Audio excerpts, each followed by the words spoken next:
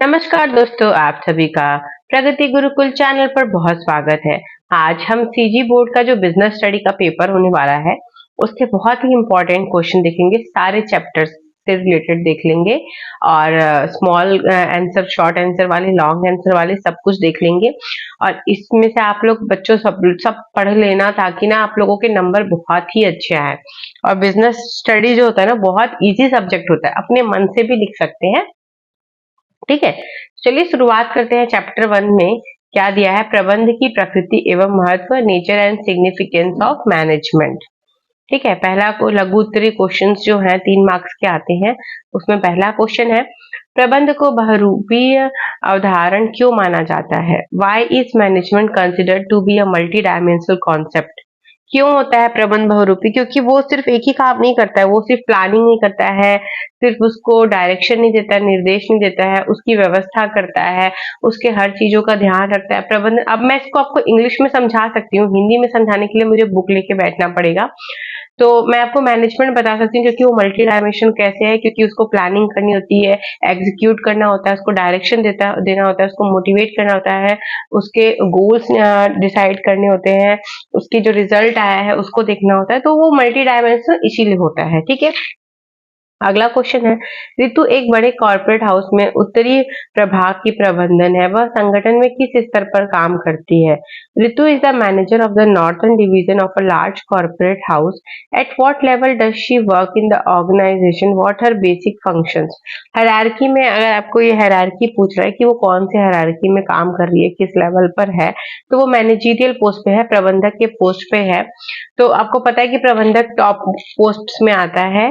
ठीक है, तो वो ऐसे आपको बताना रहेगा। प्रबंधक के 3 सहायक कार्यों का वर्णन कीजिए। फंक्शंस ऑफ मैनेजमेंट बताना है। फिर प्रबंधन एक गत्यात्मक प्रक्रिया है। इसमें फंक्शंस में वही आएगा, प्लानिंग और निर्देशन, निर्देशक और यही सब आएगा। ठीक है, फिर प्रबंधक एक गत्यात्मक प्रक्रिया है, स्पष्ट कीजिए। एक डायनामिक प्रोसेस है, बताना है।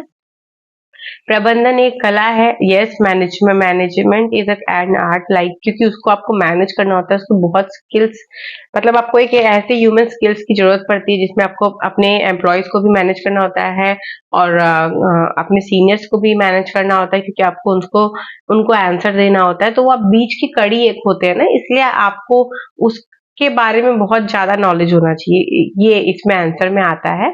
ठीक है, पीटर एफ ड्रकर द्वारा परिभाषित प्रबंध की परिभाषा लिखिए। डेफिनेशन लिखना है पीटर एफ ड्रकर द्वारा। ठीक है, प्रबंध एक विज्ञान है, स्पष्ट कीजिए। प्रबंध एक प्रणाली है, स्पष्ट कीजिए। भारत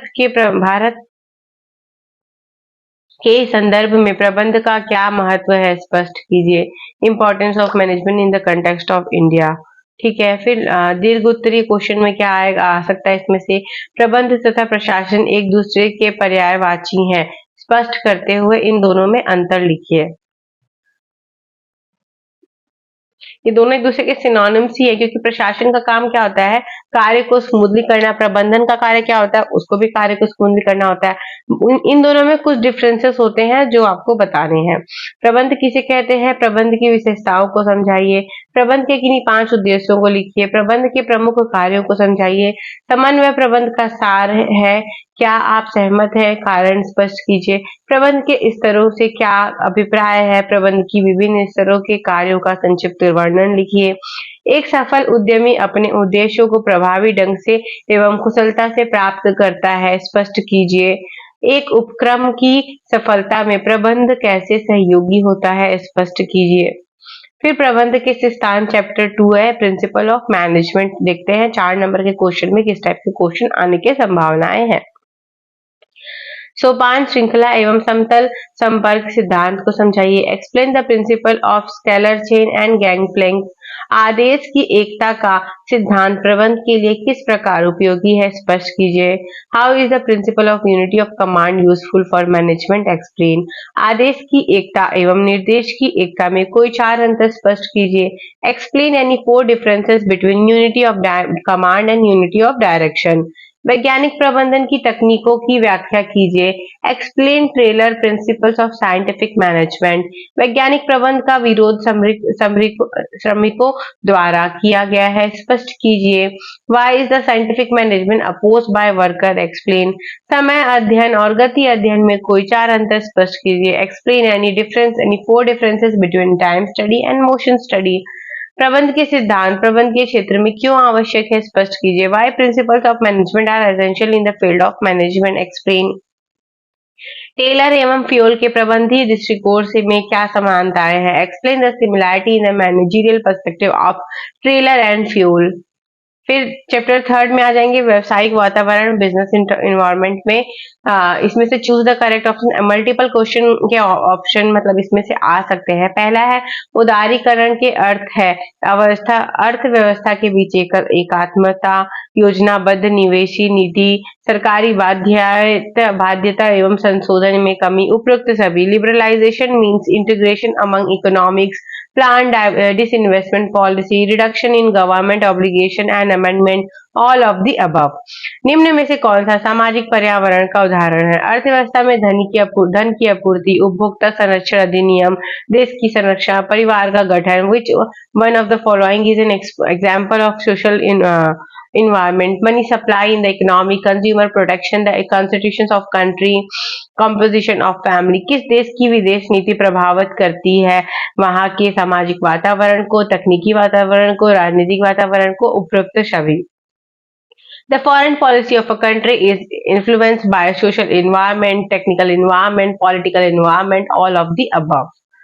नई आर्थिक नीति के अंतर्गत उदारीकरण, निजीकरण, भूमंडलीकरण, उपरोक्त सभी। The part of the new economic policy is liberalisation, privatisation, globalisation, all of the above. 12वीं पंचवर्षीय योजना की अवधि क्या थी? 2012 to 17, 17 to 22, 2 to 7, 2017 to 12। The period of the 12th 5-year plan is।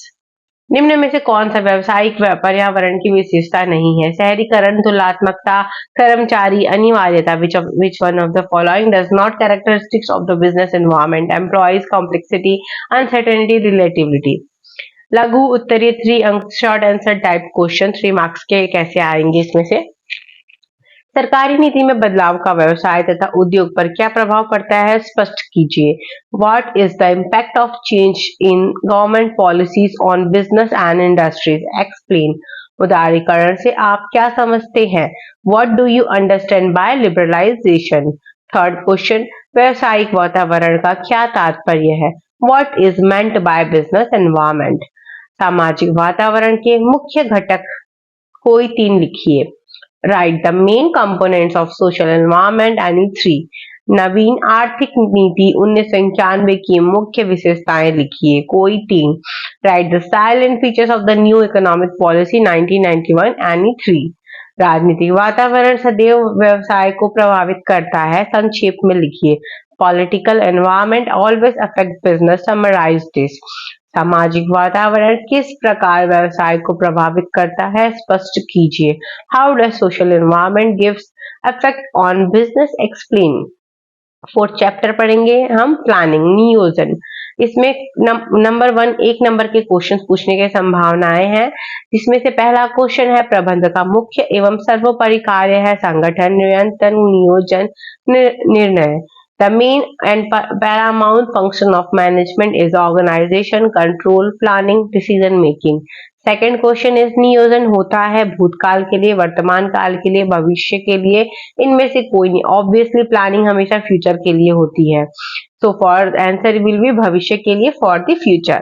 प्रतिस्पर्धा की योजना को ध्यान में रखकर तैयार की गई योजना कहलाती है कार्यक्रम, व्यू, चरण रचना, बजट, पूर्वानुमान। The plan prepared keeping in mind the plans of the competitors is called programme, budget, forecast, strategy. Obviously strategy. नियोजन का लक्षण है बौद्धिक क्रिया, लक्ष्यों के निर्धारण, सर्वश्रेष्ठ विकल्पों के चयन, उपरोक्त सभी। The characteristics of planning is intellectual activity, setting goal, selection of the best alternative, all of the above. नियोजन की आवश्यकता प्रबंध के किस स्तर पर होती है? उच्च स्तर पर, निम्न स्तर पर, मीडियम स्तर पर, सभी स्तर पर, ऑल एट ऑल लेवल्स। सर्वोत्तम विकल्प का चयन किस पर आधारित होता है? पूर्वानुमान, लक्ष्य निर्धारण, वैकल्पिक योजना, नीतियां। The selection of the best option is based on forecast, goal setting, alternative plans, policies. अब एक शब्द में उत्तर दीजिएगा, वन वर्ड्स का क्वेश्चन भी आ सकता है। अनुमानित आय व्यय का आंकिक प्रदर्शन क्या कहलाता है? What is the numerical performance of estimated income and expenditure called? Second question है, नियोजन प्रक्रिया का अंतिम चरण कौन सा है? What is the last stage of planning process? किसी कार्य को किस ढंग से संपादित करना है उसे क्या कहते हैं? The manner in which a task is to be performed, what is it called? नियोजन की सफलता किस बात पर निर्भर करती है? On what basis What does the success of planning depends? नियोजन प्रक्रिया का घनिष्ठ संबंध प्रबंध की किस प्रक्रिया से है? Planning process is closely related to which process of management? नियोजन के पांच एम कौन से है? What are the 5 M's of planning? लक्ष्यों की प्राप्ति के लिए किसकी आवश्यकता होती है? What is the necessary for the attainment of objective? Long answer इसमें से 6 मार्क्स के आ सकते हैं। कैसे क्वेश्चन आ सकते हैं? नियोजन की तकनीकी या प्रक्रिया का वर्णन कीजिए। डिस्क्राइब द टेक्निक और प्रोसेस ऑफ प्लानिंग। कभी कभी प्रबंध के सर्वोच्च प्रयत्नों के बावजूद भी नियोजन क्यों असफल होता है? स्पष्ट कीजिए। Why does management fail despite its efforts? Sometimes explain। Third question है, आदर्श नियोजन की विशेषताओं का वर्णन कीजिए। Describe the characteristics of ideal planning.